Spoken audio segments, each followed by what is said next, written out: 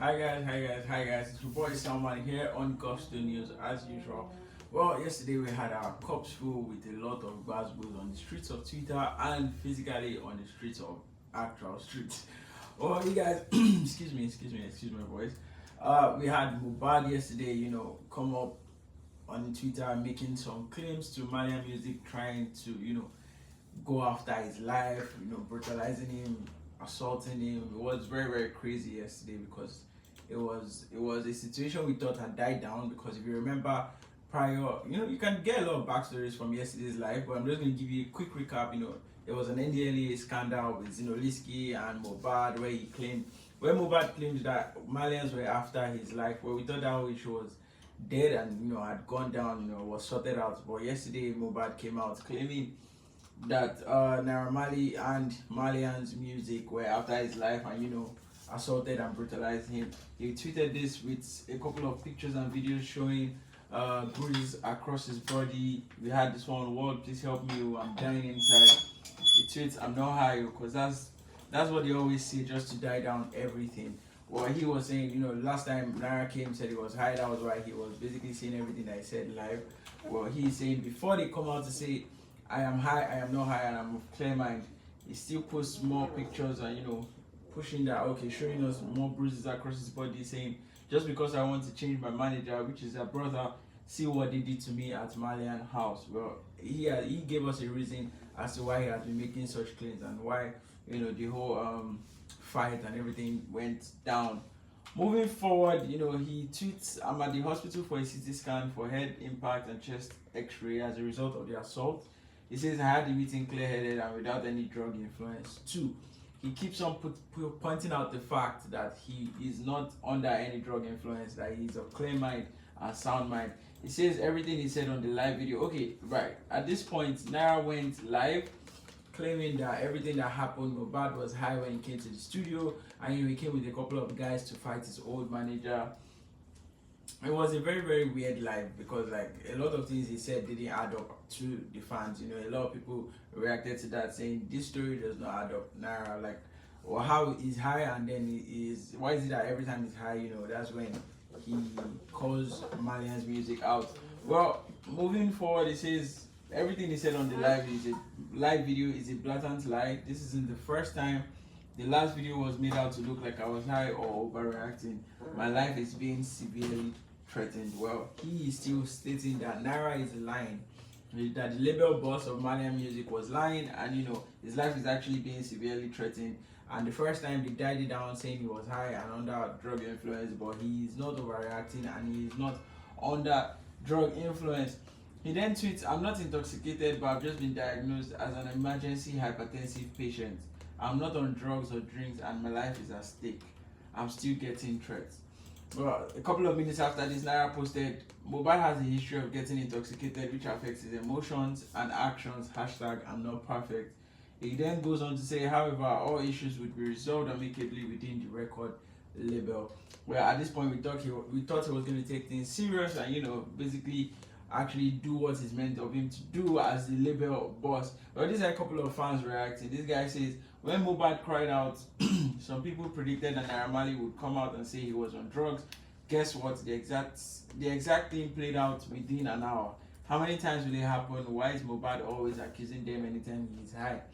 Naira needs to do better. Well, this guy is claiming that every time Mobad is high, that's when Naira says he calls them out. So you can't be high and call them out, and when you're sober, you're not calling them out. It's a very weird dynamic. This guy says Naira Marley is using the same excuse he used the last time, that Mobad was high, but Mobad is vehemently denying it. Something shady is going on in that label. Well, through that, something shady was going down. Moving on, Naira Marley said, "I need my bro Mobad to come on live so you guys can see I don't have any reasons to lie on him." Well, basically, during the live session, Naira was trying to explain everything that went down. Said Mobad came into the studio with a couple of his guys. He said Mobad was smelling of drugs and of smoke rather, and drugs and everything, and he came to attack his old manager. Then they stepped out of the studio. The whole fight thing ensued. It was very the live session was just a very funny one. He tweets this. He was trying to get Mobad to come on live, but Mobad didn't accept that call. Naira Marley tweeted this, then he tweeted later saying, "Lord, you guys are trolling me." Well, a lot of fans were saying the story didn't add up, and they were basically trolling Naira Marley. Then someone said, someone said, "Do give away, may everyone clear, may everywhere clear." Well, Naira was catching cruise at this point and not taking things too seriously. He came back live saying some couple of other things. He on this live session he mentioned that Mohbad was under drugs, and anytime Mohbad drinks or takes drugs or smokes, he overreacts. He becomes overconfident. That naturally Mohbad is not a violent person. He's not somebody that could fight. He's not somebody that will pick fights. But anytime he's high, he tends to do those things. He also said Mohbad is tweeting well-constructed English and grammar, and naturally Mohbad can't do so. That's why you don't hear that on his songs. Well, I don't. That was a very unnecessary statement to make.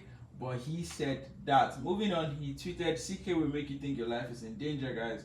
Mohbad, come on live so we can see you are in danger, because I'm really worried. Waiting be this one like this." Well, I don't know what CK is. It could be a type of drug or smoke or whatever. But he says it to make you think your life is in danger. He was trying to get Mohbad to still come on live, and he was acting all confused. Well, towards the end of the day yesterday, Mohbad tweeted, "I've been admitted as an emergency hypertensive patient, but I'll be back later to say my own bit of the situation. Quick flashback to February 24th this year when this happened, and they said I was intoxicated.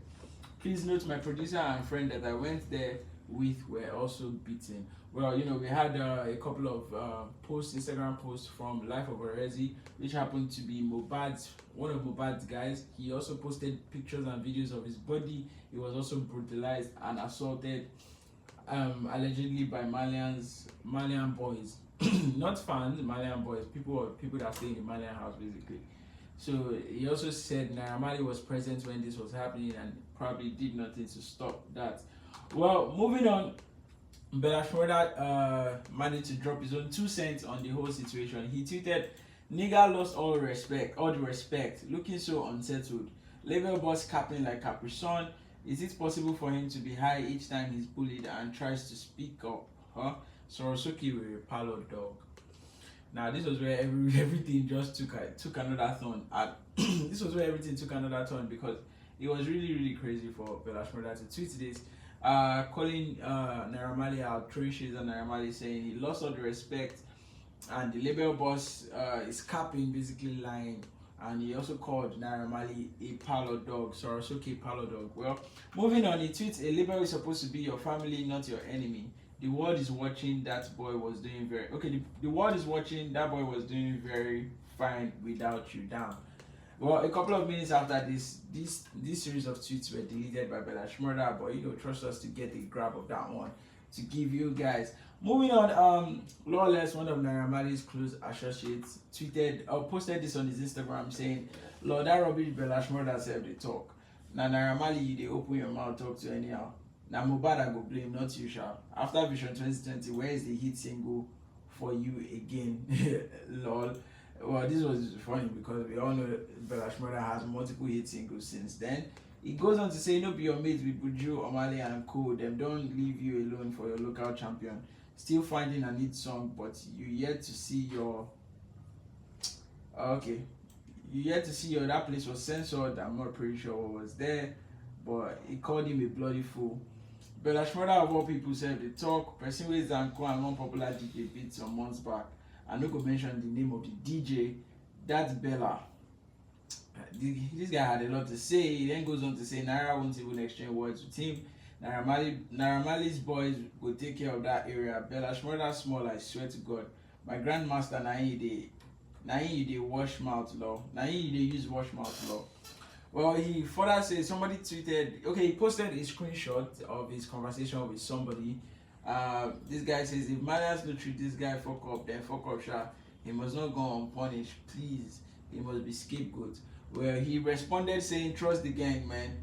Then the other person says 100, I believe. He then says he will surely receive him low-key. Everyone done the call for him, they beg. Bella won't go unpunished. No be child play, say. For Naira matter, we die there. I think saying that the craze for this country, LOL. Well, that was a lot that Lawless had to say concerning Shmurda's tweets. But the whole situation is just unsettling, and we're still yet to hear from Mohbad. Hopefully by today we get to hear some extra things from Mohbad. Some things, we get to get more insights to the whole situation, because right now it's just he said, I said. We don't really know the actual issue that's going on. Moving on, Tems just recently bagged a BET Hip Hop Award, guys. Now, on to positive news, right? She's the first Nigerian artist to bag a BET Hip Hop Award. Like, this is like the third award she's getting from BET in general, but like this is the first hip hop award she has gotten. She got this Wait For You featuring Drake and Wait For You Future featuring Drake and Tems. Well, this was a very nice one. It was under the category of best collaboration. Well, if you heard that jam, you know it is an amazing work, piece of art. But Wait For You is still on number 12 in the Hot Billboard 100, still doing amazing. It was number 10 last week, but it dropped a couple of spots. Hopefully after this win next week, it's going to pump back up. Talking about achievements, Asake has been doing amazing on his USA tour. He has recently sold out 3 dates in the O2 Academy Brixton, and also 2 extra venues, O2 Ritz Manchester and Forum Birmingham, 3rd December, 10th December, a couple of other dates, but all shows are sold out. He then comes out to say, big thanks to my UK Terminators for all the love and support. I must confess it's beyond my wildest imagination. I'm so sorry for underestimating your love for me. I know 3 days sold out already in London, but not enough. I've received so many things, so many messages and complaints from people that couldn't get tickets. So therefore, I'll be doing a bigger venue ASAP to make it up to you. Date to be announced very soon. Well, we're still yet to get the dates from Asake or a venue, but he claims that he's going to be doing a much bigger venue. Well, this... Oh, sorry guys, my laptop is low, but this message came after selling out 5 different locations in the O2. It's 5 different locations in the UK, and we're going to be getting bigger locations. All these locations are about 4,000 capacity, 5,000 capacity. But moving on, Asake is receiving major fans, major love from his fans, guys. Major love. This was a shot from the concert at, this is Chicago. Yeah, this is Chicago. Wait, what this gets top, guys. Moving on, Asake, Asake's Joha has come back. He has come back to carry his space.